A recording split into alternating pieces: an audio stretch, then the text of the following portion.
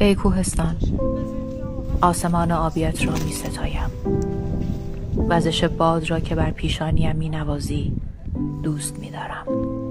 می خواهمت ای ستیغ سنگی دلنواز. بگذار با پنجه هایم راه صعود از میان سنگلاخ ها را بیابم. خسته نباشید، جمعیان خسته نباشید. قدم به قدم به چکاد تبدیل شده نزدیکتر شدم.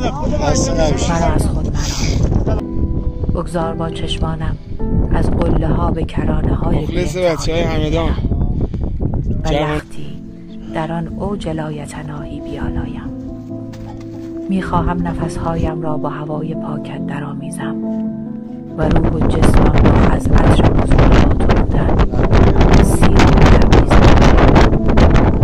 ای همه شادی و سرور و مستی، ای همه هستی و نیستی، ای کوهستان، ای کوهستان.